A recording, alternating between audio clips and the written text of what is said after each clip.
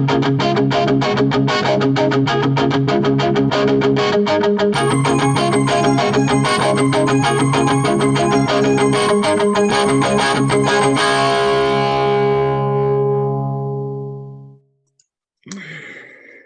everyone, once again to the 40/40 Club with your hosts, Bram and Sheldon.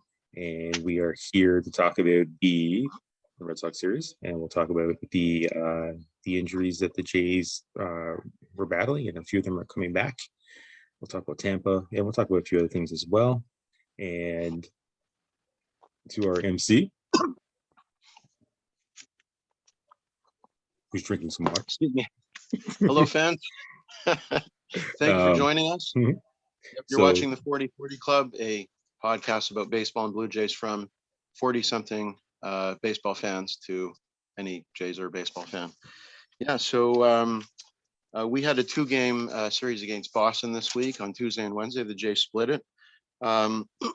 We won the second game 6-3, snapping a three-game losing streak. And I think we lost Tuesday's game in a sort of what had been an ongoing, shall we say, offensive slump from the Jays bats. In game two, we had a home run from Vladdy, and we had the first major league save for Anthony Castro. I think they may be coming around. Earlier tonight, Friday night, right now it's the 23rd of April. The Jays won 5-3 in the first game of a three-game set in Tampa against the Rays.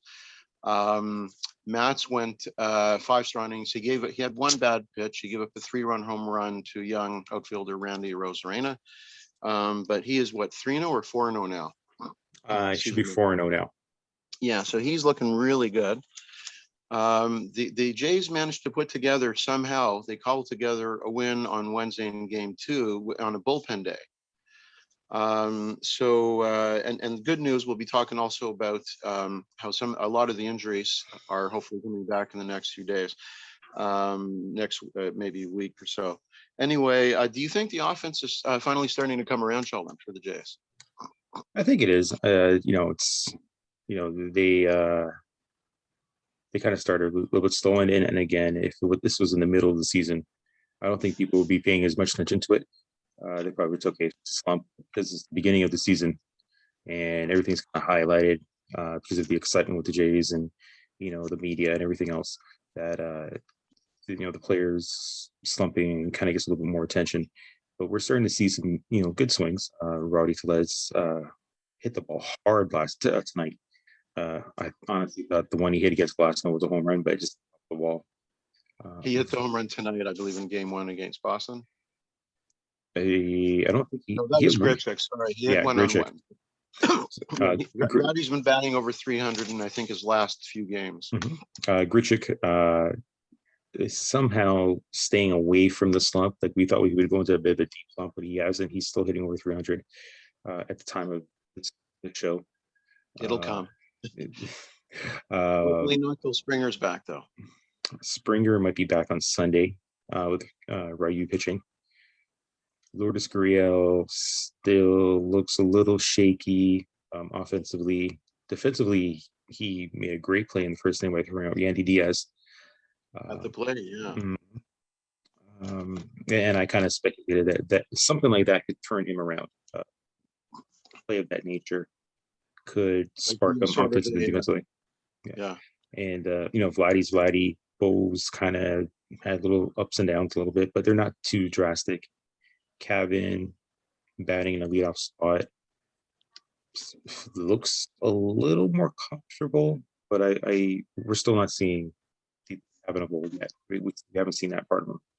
And Marcus looks good batting in the lower part of the order. So, the injured are coming back. Those who had COVID issues are coming back. Teoscar's going to be back soon. George Springer's going to be back soon. We'll finally see what this lineup is capable of doing, and I'm going to give them May to see what they're capable of doing. Yeah, I hope so. Yeah. Speaking of Semien, it's a little strange. He leads the team in home runs with 5 and RBIs with, I believe, 10. But he's batting like $1 something. He's I think around 200 actually. but yeah, it's not really matching the offensive output. Yeah, I mean, certainly, as everybody knows, Springer, perennial All-Star, MVP candidate. He will, I think, help stabilize the offense and bring a spark. I believe he was to play in a intra-squad game today, and Montoyo before the game was saying that he could be back in the game Sunday.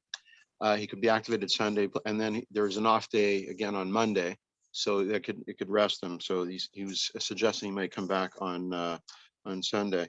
Um, I yeah, I was happy with the bullpen the Jays pulled together. That right now the Jays, speaking of the bullpen, they have the second best bullpen ERA in baseball. It was like 2.3 or something coming into the game to the Yankees, and the best ERA overall in baseball, which is shocking almost to really anybody who knows this team with all the pitching injuries they've had.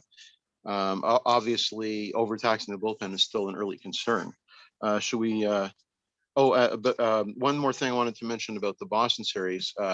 On a positive note, young pitcher Anthony Castro, flamethrower, Anthony Castro, Anthony, yeah, he got his first major league save, and that was quite impressive. A young guy, rookie who throws like 100.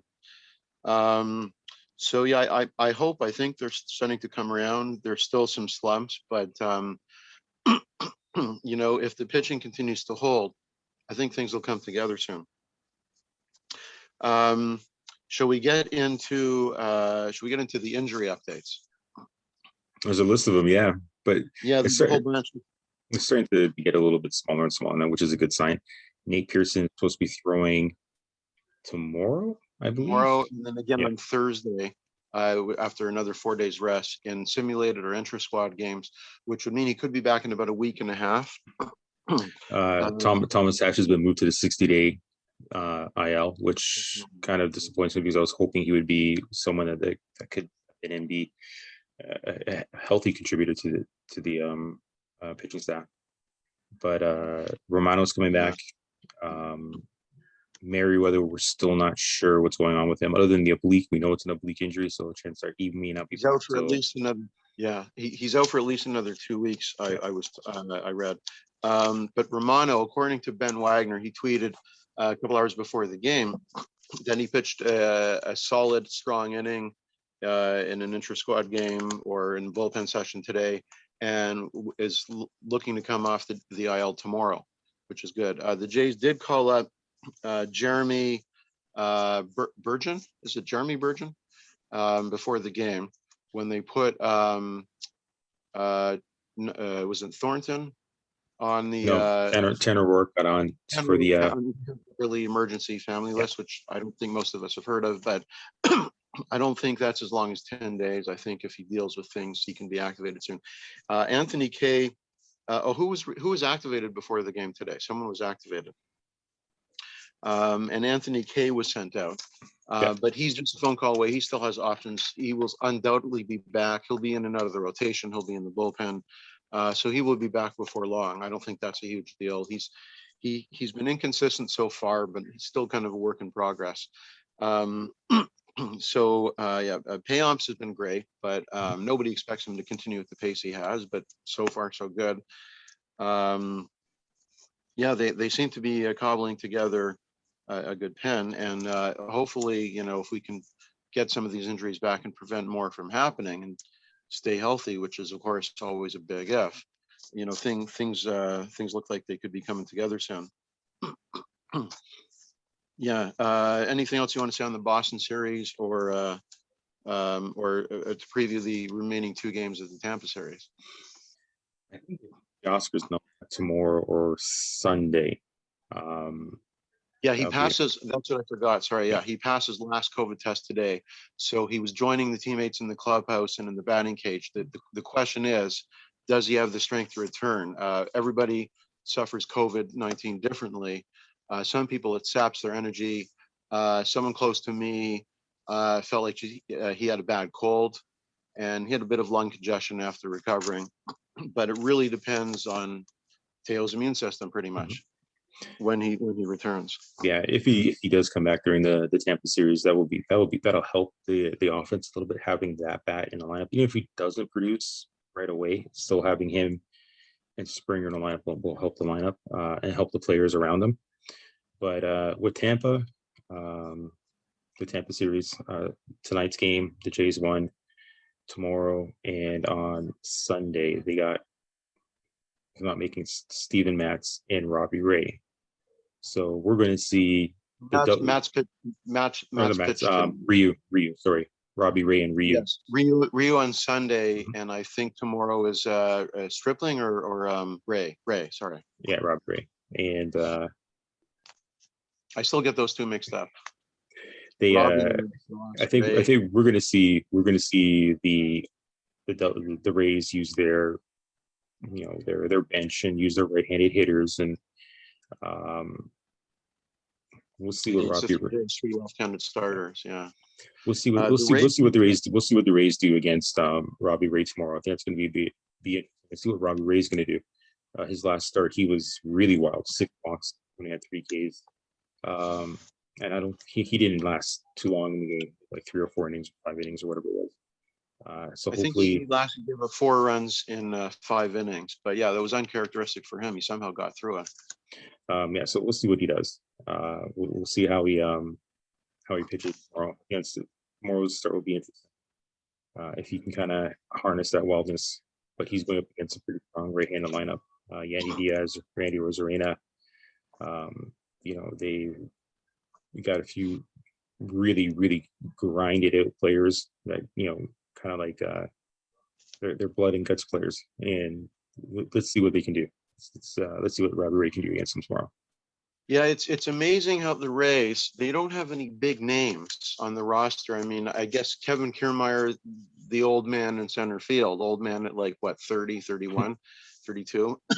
He's been there probably longer than most of his teammates put together, but they seem somehow with smoke and mirrors to be able to put it together. Kevin Cash, he's really, he really fits into their philosophy in Tampa quite well. Guys playing multiple positions. I think it was Tampa that sort of started the whole idea of bullpen starts, of bullpen days, just from simply not having enough starting pitchers around. But somehow they make do. I mean, Rosarena seems like a great young talent. He's not hitting a whole lot of average for average this year. So far this year, but it'll come. He beat up on the Jays last year in a bunch of games in a short season. The Jays can't really sit back and relax. I think they can't sit back and relax against anyone, I guess. But no, but the Rays are injured. Their pitching staff is decimated with numerous injuries. So the Rays are there for the taking. So they really should, try and win 2 out of 3 or try and sweep. Put them back. So put them back. Yeah, it would be great if they could sweep, but I think most fans would be happy with 2 out of 3. So do you want to talk about the Blue Jays defense, infield defense specifically? I'm kind of, I want to say I'm speechless to defense. I'm still a firm believer in Bo Bichette. You take a look at Bo Bichette at short. You take a look at Fernando Tatis at short. You take a look at Tim Anderson at short. The guys, when they were very young, especially with Tim Anderson when he first, they were making errors. So I think this notion that we got to move Bo Bichette off for whatever reason, because we think that Marcus Semien could be better. You're only going to hurt Bo Bichette's development as a shortstop, especially a defensive shortstop. Leave him there, let him make his mistakes. He's a smart kid. He will beat himself. Be in the media and in social media, and casual fans and whoever start criticizing the kid. He's smart. He's been around baseball his entire life. He knows how important defense is. He's going to get better. We just gotta leave him there. Kevin Biggio, I really feel for him. I know he can play different positions, and I think putting him at third has hurt him offensively because now he's thinking about his defense at third. Yeah. Yeah, Do I think Kevin has the arm for third? Occasionally you see him pop a throw over there that looks like he's got the arm strength, but the rest of the and he's played throws, in right field, yeah. including tonight. He's thrown from right field, Mhm. so it doesn't seem to be an issue. It could be something mentally, or it just could be the fact that the throws from right field, he's hitting cutoff men were a little bit deeper versus him trying to make an accurate. I mean, it is two throwing motion. Throwing a ball from the outfield is different than throwing a ball from the infield. Yeah. So, uh, do I would I move Kevin to being a more of a super utility guy? Let him play left, let him play right, let him play second, so these guys can sit out from time to time. It would be a good idea, but you just have to figure out who do you want to put at third on those games that Kevin Biggio's not at third. And I've kind of hinted you can go with a platoon of Panic and Espinal. It just Doesn't hurt. seems to be what they're doing for now. Yeah. But I'm not sure that's I'm sorry if you were done. I'm not sure that's a long-term solution. I mean, they're great fill-ins. Espinal has maybe some potential to hit. Panic is not what you call a power hitter. He's certainly a spark plug. He certainly has shown a lot of leadership and the ability to play different positions. I mean, he's essentially their backup, outfielder and backup catcher if needed. um, but yeah, you kind of jump right into the argument there. So what I would tend to agree with what you said regarding leaving them there. Us being old geezers, we've seen it all. We know that players go through defensive slumps Mhm. as well as offensive slumps. But I did have a couple of suggestions or ideas, which you basically said the counter argument to, but regarding who should play third. So I mentioned this in a previous episode. One option would be bringing Gurriel in from the outfield and playing third, and this would presume, of course, Teoscar and Springer coming back healthy.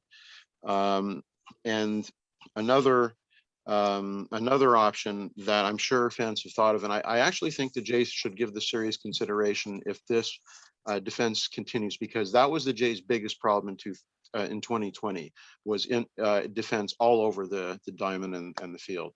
They were, I think, the worst in baseball, Mhm. and I think there was like the Jays have had something like 10 errors in the last 4 games. It's really starting to notice, and it's good that they won tonight, and it's good they won Wednesday, but they really have to get their handle on it. So the option that I was considering, I'm sure fans out there have suggested, would be either swapping Bichette and Semien, because Semien is a natural shortstop and he's played a good shortstop for about 8 seasons, I think, or the possibility of moving Bichette to third base, and then having Biggio back at his natural second base and Semien at shortstop. Um, the advantages of that, might be, again, Semien is a sure-handed defensive shortstop, maybe above average. He's got good range. His throws are fairly accurate. Biggio is used to playing second base. Excuse me. So there would be a mental advantage, I think, in terms of comfort level for both Biggio and Semien if they were to switch second and shortstop. But if you're going to move Bichette to third base, sorry, I meant if you're going to move Bichette to third base. But the disadvantage of that is mentally it could be a problem for Bichette. He would have to buy in changing positions, and I think that if the Jays were to try that, it's something that they should not just do half-heartedly for a game or two or a few games until he gets his head on straight. They would really need to commit to that full time, and for the reasons you gave, I do think that would be a major move, and I don't think they're anywhere near ready to commit to such a major move just yet. I don't think I I think don't think I think Bichette moving to third, you're going to have the same problems you have with Biggio at third. Is Bo's arm strong enough to get to Vladdy? We've seen Bo short hop Vladdy on throw. So again, you kind of go back to the question of, is it something where if you do that type of defensive alignment, um, there's no guarantee that Marcus will be better than Bo, because Marcus, I love Marcus Simeon, but truth be told, he might be an average shortstop. He might be better than Bo, but not. And are you going to hurt Bo's development? That's the key. I mean, you got to remember. Yeah, that's the question. Yeah, I mean, these are all kids still. So they're kind of learning the game at the major league level. Yes, they've been around it their entire lives, all things, but it's different than when you're actually playing it. So do you want to stymie or stunt the development? Bo, sorry, camera's falling. So go ahead. Do you want to stymie Bo's abilities and kind of play with him mentally, or do you just say, okay, you know what, let's go back to Kevin for a bit and say, okay, Kevin, we're going to have you be a super utility guy. Just play defensively. Don't worry about your offense. We know you're eventually going to be a 375, 380. It's just that who do you have to replace him at third? Who's good enough to play at third? Yeah, that's a big question. And you're not going to trade anybody. You're not going to get anybody via trade. I mean, there's not going to be anyone of merit that you could think of that you can bring in. If Mikael Franco was still available, he's with Baltimore now. If he was still a free agent, maybe that would have been somebody you could taken a shot at. A decent third baseman who's got a good arm, he can throw. He's got a good bat, and you're going to go run into the situation where you have too many bats and not enough positions to play in, not enough spots in the lineup. Just one of those things where right now it's going to have to be something internal, and the only internal options they got right now is Panic and Espinal. Well, that actually leads me to another suggestion, which I'm sure everyone's thought of, but that would be the possibility of moving Vlad back to third base. Now he's made incredible progress this year. I mean, after losing 40 pounds in the offseason, I saw his progress on Instagram, but he's mastered the stretch, which gave him a lot of problems last year, I think. Hard to stretch when you're not so nimble and need to lose some weight. But he did the other day when Espinoza was pinch hit for by Tellez. The following half inning, Tellez came in to play first defensively, which he is a good first baseman, and Vlad did shift over to third for the last couple of innings, I think, for that game, and he did handle a couple of balls, and I think he didn't look too bad. But the question is, do you stunt his development at first base, interrupt sort of his mental game? I mean, he has publicly said, to his credit, he's willing to play, wherever the Jays need him. And that's, of course, the attitude you want all your players to have.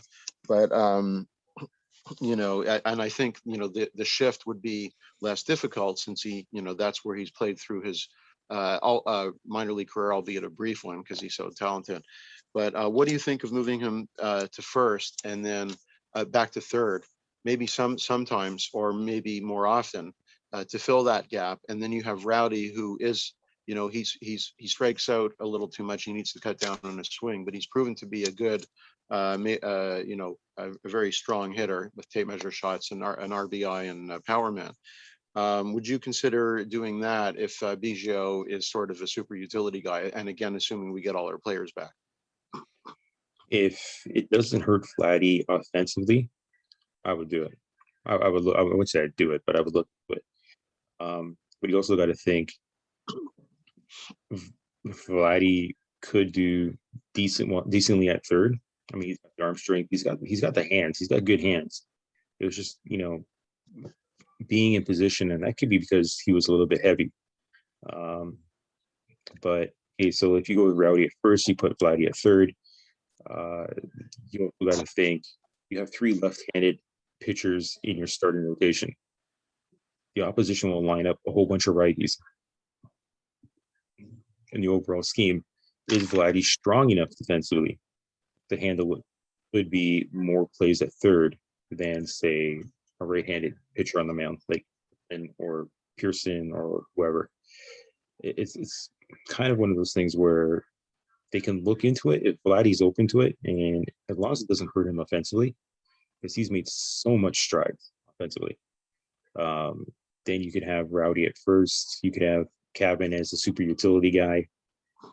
And the benefit of that is you can use the DH spot to rest one of the position players, and you could throw Cabin in that spot. If you want to rest Teoscar, put Cabin in right, put Teoscar DH.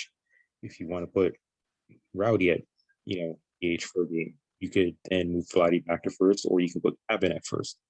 You have a little bit more options. It's just that, is it something that the Jays want to do? I know it's kind of in the back of their heads. They have they have the option to do it, but are they at that point yet? I think they probably exhaust Espinal and Panic at third before they move Vladdy back. Yeah, because I'm not sure Espinal and Panic are a permanent possession. I think the plan, since the Jays, assuming all their hitters are, healthy, is, having made the two big signings, Springer and Semien, you have 10 everyday position players for 9 spots in the lineup. So the plan was to basically rotate someone with an off day, and in and out of the DH was probably going to be one of the outfielders at least half the time, or Tellez, assuming Vlad's playing first. I personally am a big fan of Tellez. I have been since I saw him in spring training a few years ago, a couple, 2 or 3 straight years. I would love to see him playing every day. He's a decent first baseman, but whether it's first base or DH, I don't think matters for him. I think the most likely person to see DH out of the 4 outfielders would be Teoscar. I wouldn't mind trying Teoscar in left field, and maybe if Gurriel's not going to play the infield again, maybe him in right, because he did start out as a shortstop. He does have a good arm. He did throw to runner at the plate today. He did not have the greatest season. I think he nominated for a Gold Glove last year in left field. That was kind of surprising. But maybe he is a good athlete, obviously, to be able to play now 3 different major league positions. He's probably played third in the minors, and maybe for the Jays at least a game or 2. But I might consider trying him in right with Teoscar back. Not a fielder, although he has thrown out some runners. I think the move with Teoscar to left could work, but you got to think again, how many reps has Lord Gurriel taken in right field? It could be an even more adventurous situation up there with the right, because balls being hit to left are a little bit different than balls being hit to right. Different angles, different positions. So we don't know if Lourdes has ever taken balls in right. So that would be the problem. He has actually. Yes, I'm not sure it may be as big a problem. I mean, he has already played left at least a couple of times this year, with Springer out. Grichuk has been playing center and quite well. He played center for the Jays a lot the last couple of years after they traded Pilar away. And there's been times where, so they have Jonathan Davis and Josh Palacios up from Buffalo. So they've been starting a bunch of games, and whoever is in the lineup is playing. Of those is in the lineup is plays center. If both are in the lineup, Palacios plays right. He's played all 3 positions quite well. But it's when Teoscar and Springer come back, presumably one of those guys will go down. Both of those guys will go back to the minor league camp to Buffalo. But the point that I was going to make is that when Palacios or Jonathan Davis has been pinch hit for later in the game so far this season, then Davis will in late in defensive innings, other way around. In defensive innings, Davis will come in and play center field because he is the best defensive outfielder in the entire organization, and then Grichuk will shift over to right. And those times, it's not been many, but Teoscar has shifted over to left, where Palacios might have been, or maybe it was Biggio. So and he did play, I think, in his first when he first came over to the Jays. I think we still had did we still have Bautista? So I think Teoscar did start off and play a fair bit of left, and I think he even has played at the big league level a couple of games in center. So I think it's possible to make an adjustment. I think but I think he has played more than enough left field and at the major and minor league level that he would probably be comfortable there. And I But think he is Teoscar's fine. Teoscar would be fine. It's Lourdes Gurriel that I'd be worried about yeah, because he hasn't yeah. taken. I don't think he's taken any reps in right. So So he you could might be have, another candidate to fill in the DH role here and there too. could be. Yeah. Um, I completely forgot the next topic. Anything else you wanted to mention?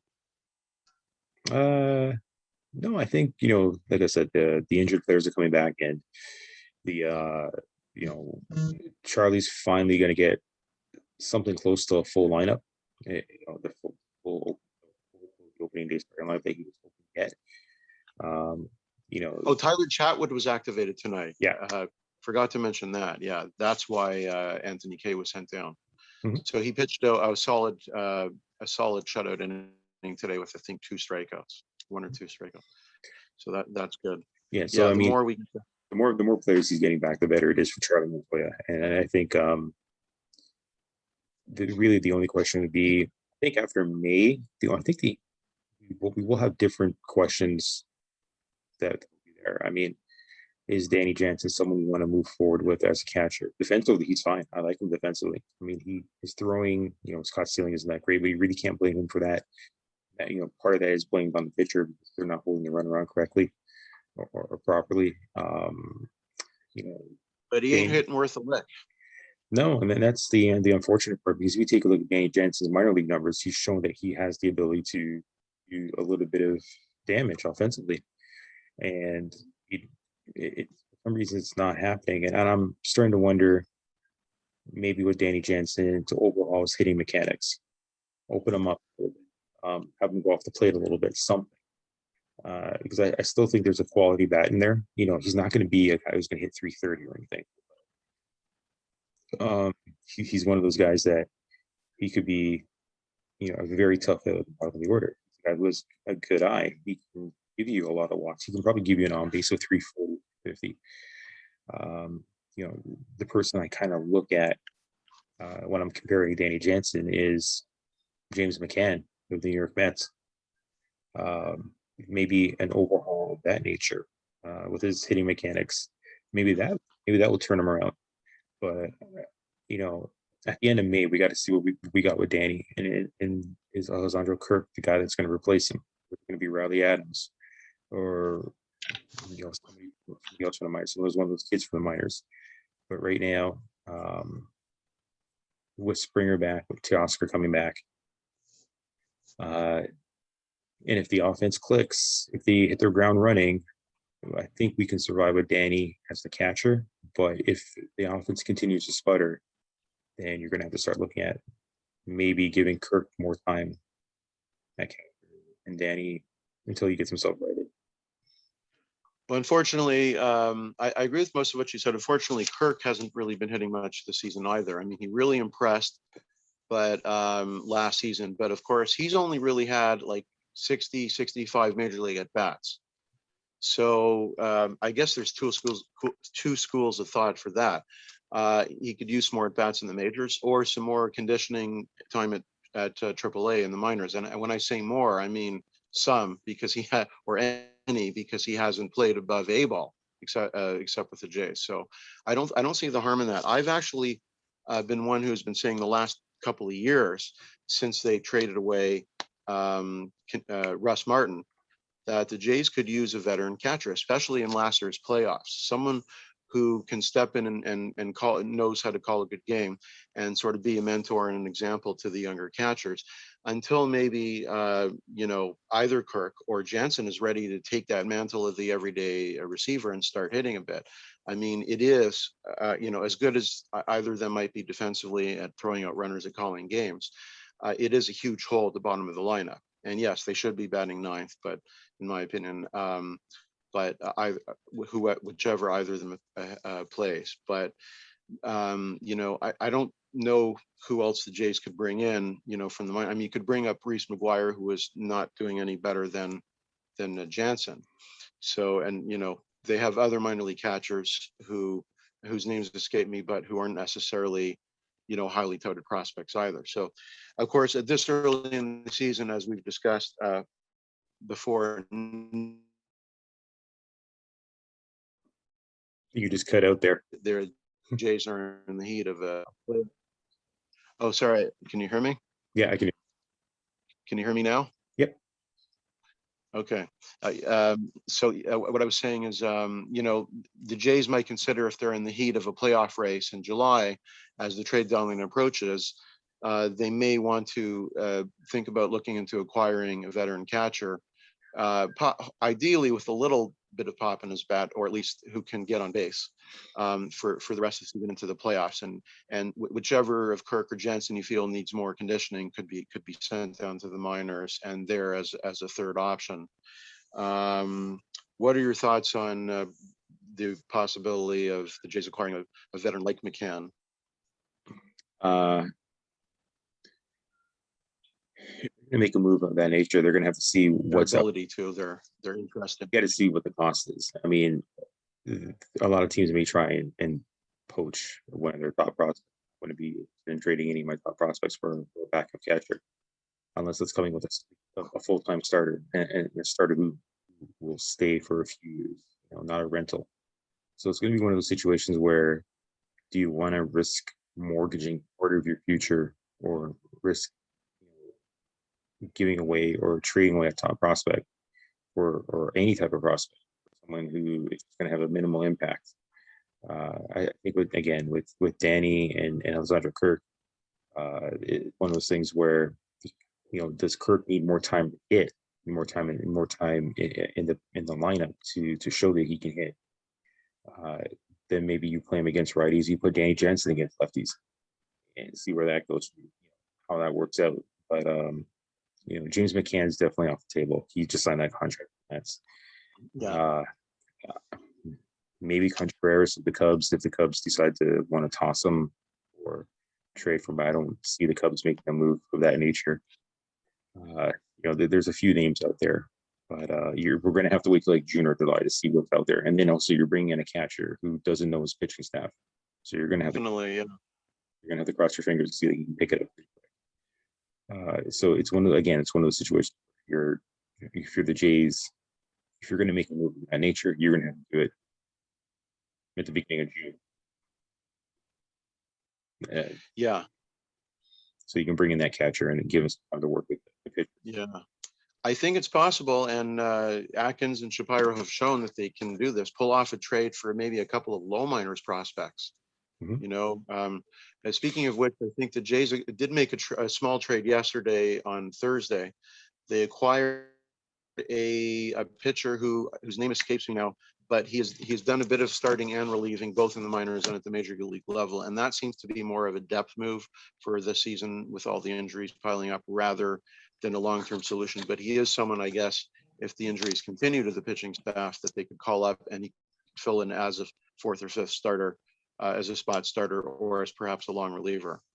I saw his numbers. Remember who we're talking about? I know who you're talking about. The names totally escapes me, but I was looking at his numbers yesterday, and I see a little bit of potential in him. I haven't really seen him actually pitch, but I've seen some of the numbers, and I'm like, you know what, this kid could help the bullpen out. This kid could help, throw 2 or 3 innings from time to time if he decide to come up into the majors. He could be that type of a person. His numbers aren't too bad in the minors, so he's one of those under the radar. Yeah, one of those under the radar moves that could develop into something really surprising for the Jays. It was a good move. You can't have enough arms. Jays, they tend to lose arms quite often. So the more arms you got available to you, the better. Definitely, yeah. That the old adage, you can never have too much pitching. I just looked it up. His name is Jeremy Beasley. Mm-hmm. Yeah. So, and the trade was with the Diamondbacks, and I think it was for cash considerations. It was for cash consideration. So he's only 25, so there still is perhaps some potential there, but he's only faced 3 major league batters. In the minor leagues, he has a 3.56 ERA in 265 minor innings, 92 walks and 256 strikeouts. So that's actually not bad. So there is some talent and potential there. And reportedly he throws a 93 to 95. His fastball with the splitter as an out pitch, which he can dominate with, and an average to below average slider and command. So if he can improve his command, I think it's possible that he could even be called up soon. If we don't start getting more of these these injured Jays back. They really need their full roster to compete. They've not done such a bad job so far. What are they now? I think one game under 500. Yeah, I think they're 9 and 10. Like 10, 11. They have 10 losses, 10 losses, or 9 and 10, I think. 9 and 10. Yeah, that sounds about right. Yeah. So yeah, the Jays have 2 more games against Tampa. They're always tough. Do we know who's starting for the Rays on Saturday and Sunday? I can check right now. I think Ryu is pitching Sunday, and tomorrow, as we said, is Stripling, not Ray. Mm-hmm. Ross Stripling. So Stripling has done okay this season. He hasn't been bad. So we got Robbie Ray versus Brent Honeywell Jr. And on Sunday, it's going to be Ryu. We just don't know who the Rays are going to throw. Ryu, yeah. Not. I don't know the name of the Rays pitcher you just mentioned who's starting tomorrow. He's a young arm. He's been injured for a bit. He's one of those young arms that is talented, very talented. So has he faced the Jays? Do you know? Has he faced not off the top of my head, but he's a kid that can throw pretty well. So you said he's a talented young pitcher, but aren't they all with Tampa? Everybody in it, the way they use him is, everybody becomes the talent. So, nope, he's one of those guys that tomorrow, you probably will see Tellez and Biggio in the lineup. You might even see, Panic in the lineup, because he's a right hand. I believe he's a right hand starter, if I'm not mistaken. You'll see those guys in the lineup most likely. I could see Charlie Woodward doing a little bit of mixing and matching to get the best offensive lineup out there. I agree. I think he's pretty much been doing that his whole tenure so far, and probably will most of the rest of this year, especially when you have 10 hitters for 9 possessions and defensive trouble on the left side of the diamond. But yeah, who would you start at third tomorrow? Is that guy right-hander or left-hander? Right-handed. He's right-handed. So honestly, I would look at Espinal. Yeah, I would probably do. No, I would put Panic at third, and I would put Grichuk in right field. Put Jonathan Davis in center. Yeah, and I would move Cavan to left, and you have Shed at short and Simeon at second, and I would let Rowdy play first. Who's the odd man out? Rowdy, Gurriel, or Rowdy or Gurriel? Gurriel will be the odd man out, and then I'll have Rowdy at first, and Vladdy could DH this game. That's what I would do. That is a fairly good defensive lineup. Yeah. I'm not sure though that they would want Gurriel on the bench, especially just a few days after he returned. He is an Ipslam. That there's certainly reason for that. They could use Palacios in left field if they want. They could sit down Cavan if they feel that the struggles are becoming something that a little bit more time sitting down is more, and I guess I clear than trying to throw them out there all the time. Because they have because they these guys know their numbers. They keep on seeing it on the scoreboard, and if he sees an 0-4 and 0-3 with a walk or something, he could probably play on his mind a little bit. And the same with Lourdes. And people have to remember, Lourdes Gurriel just came back from the COVID scare, so he may not even be 100%. He might just be barely going on, very little energy. So maybe a little bit of time off, maybe a day here, a rest here, a rest there will help Lourdes a little bit. Yeah, I wouldn't disagree. Yeah. Have we covered pretty much everything we want to cover today? I think we've done pretty much everything we've covered. We talked about the injuries. We've done the injuries. We've done the Jays. We talked about pitching. We talked about series. We've covered everything. It's one of the few times we've actually covered everything. That's great. We could talk baseball forever. Just want to remind viewers, you were watching the 40-40 Club, a podcast about Blue Jays and baseball by 40-something fans for all fans. Before we go, We have started a little thing of showing some baseball memorabilia at the end of each show. Do you have anything for us today, Sheldon? I totally forgot mine. I have to go I find forgot to remind you. That's on me. mine. So we'll just quickly finish it off. I'll just show a couple of things. So I have made trips to spring training. You ever been down to spring training in Dunedin? No, I've been wanting to do that. As I I have got spent a lot of time in the state of Florida. My folks wintered there. My grandmother wintered there before that. So I was in spring training in 2000 and I think 2015, 16, and 17, and maybe 18. For 3 or 4 years in a row. Usually on the way to or from my folks' place. And I love it down there. You can get a ticket for relatively inexpensive. You can sit close to the action. You're in the sun. All the games, most of the games are during the day. In the stands, I have met Beeston and Gillick. You never know who you're going to run into. It's a lot of fun. I bought this postcard, greetings from Dunedin, with the Blue Jays logo. And just some of the many things that I have picked up when I was in Florida are little programs, schedules, pocket schedules for the various teams. This is one for the Blue Jays in 2016. And I actually, speaking of souvenir schedules, I have Blue Jays pocket schedules going back to, I think, 1985 somewhere, and fringe magnets for most of the last 10 seasons. Of course, no souvenirs from 2020. There was barely a 2020. Here's a 2016 pocket schedule from the Orioles. I went to see a game I'm blanking on the city, Fort Myers, I think it is, against the Jays, and one time Orioles versus Yankees. This is a comprehensive, I think from 2016, pockets schedule and map of all the teams. They have a map of all, well, these were all the sort of the sites of spring training. Some of the teams have since moved. But on the other side, you have the schedule for most of you have the Washington Nationals on this side, and you have the schedule that spring for all these teams. And then I think we also had a Philly schedule because I saw, the Jays always play in Clearwater against the Phillies. That's a really nice stadium, and it's just like down the road, about 20 minutes, 15 minutes from Dunedin to Clearwater. And yeah, that's pretty much it for, I think, the show and the souvenir memorabilia portion.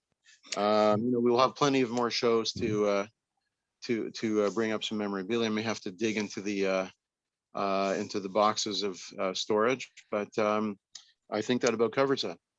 Yeah, before we go, for those who follow me on Instagram, you probably noticed that photo, that Blue Jay, Love it. that Blue Jay portrait that was made by a very talented artist in Toronto. Her name is Susan Elizabeth Pink. I'll throw it up in the video where you can get her contact information. You can take a look at her work. It's incredibly amazing. I was very fortunate. I asked her about it, and she did one up for me. And she's done a few other things too. So it's really amazing to see her artworks. Take a look at that. You can find me on here, the 4040 Club. You can find me on my own Instagram, Sheldon Blues Play. Also find me occasionally on the Blue Jays Center. And you could also see me on Jay's Talk with Jay, and you can see me also on Into the Gaps. So You're a man of many talents and a man of many podcasts. Man, not so much talent, just podcast. I like to talk. Talent is a talking, as you and I think are blessed with. So that's where you can find me. Bram, where can they find you? Well, I am on Instagram, but I'm not very active. I am on Facebook. If you want to drop me a line, Bram Aaron. Cool. Everybody who's watching, thank you for tuning in. And Thanks you can catch. We'll hopefully talk to you on Sunday evening. Yeah. And you can catch this episode on YouTube, and you can catch the episode on Instagram television within a few hours. Once we do the editing and all the fun stuff, and we'll post it up. And thank you again for participating. So we'll see you Sunday, hopefully. Maybe. Stay cool, Jays fans. Good night. Night. Take care, everybody.